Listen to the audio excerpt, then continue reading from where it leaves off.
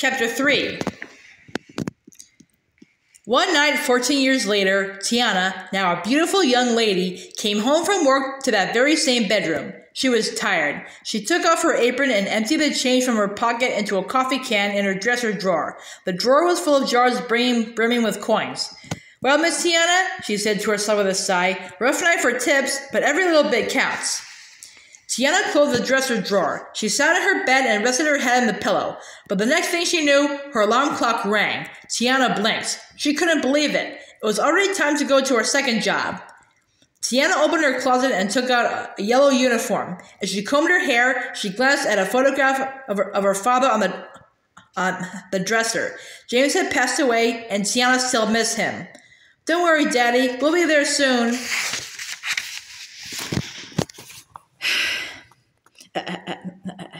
Tiana picked up the flyer James had given her years ago, the picture of the supper club with Tiana's place written on it. She looked at the image of a lady dressed in fine clothes, standing in front of the big fancy restaurant, and finally remembered her plans to start that restaurant with her father.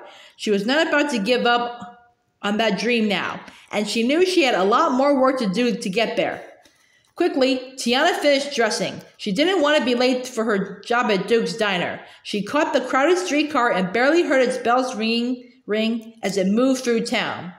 Tiana looked out the window. It was close to Mardi Gras, a time when New Orleans came alive with even more food, music, people, and parties than usual. The smell of delicious food was everywhere, especially the beignets. Beignets were puffy little balls of fried dough dusted with white sugar. They were local favorites, and Tiana made the best beignets in town. Her daddy had been right. She did have a gift for cooking. Tiana looked through a cooking magazine as the streetcar made its way downtown.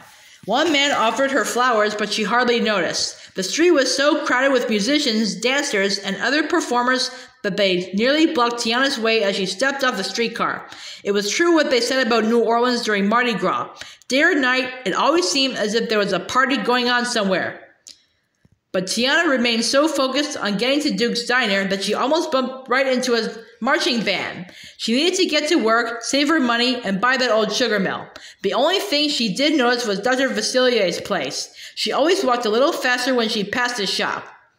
As far as Tiana knew, Dr. Facilier had never healed anyone. His trade was in working with spells and potions. Tiana had often heard old folks say that there was plenty of magic in New Orleans, but not all of it was good. Dr. Facilier practiced the art of bad magic, and Tiana wanted nothing to do with it. Tiana saw Dr. Facilier in his top hat and undertaker's coat standing outside his shop. He cast a long shadow that Tiana could almost swear moved by itself sometimes. It gave her the shivers.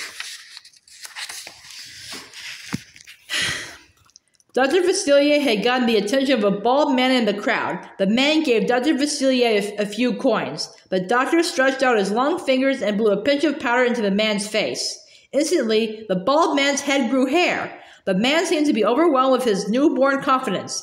He had a full head of hair. A pretty girl even looked his way. Then suddenly, hair grew all over the man's entire face. The girl shrieked and ran away. So did the poor man when he saw his hairy reflection in a window. Dr. Facilier, with a shadow slinking nearby, let out a chuckle, then turned his attention to the morning paper. The headline told him that Prince Naveen from the small country of Maldonia was arriving today by ship. Dr. Facilier looked at the photograph on the front page and smiled. Perhaps the day was going to be more interesting than he had expected. Down at the docks, photographers anxiously waited as a large white ocean liner lowered its gangplank. Dozens of flashbulbs went off. Everyone wanted to get a look at the fabulously handsome young prince. Prince Naveen surveyed the crowd. He was delighted. He had finally arrived in New Orleans, the city of jazz, jazz, and more jazz. Quickly, he tossed off his crown, replaced it with a jaunty cap, and grabbed his ukulele as he rushed down to the gangplank to join the fun. Behind the prince, his short, round valet, Lawrence, stumbled along with all the prince's heavy luggage. As Prince Naveen merged with the crowd, he was swept up into a parade of happy people dancing and singing and playing music. They danced right past Duke's diner, where Tiana was now busy waiting on customers. President V winked at her as he passed by. Tiana just rolled her eyes and kept working. She didn't have time for such foolishness. But Dr. Facilier noticed the prince at the end of a line of dancers in the parade. He raised an eyebrow as he and his shadow prepared to greet the royal visitor.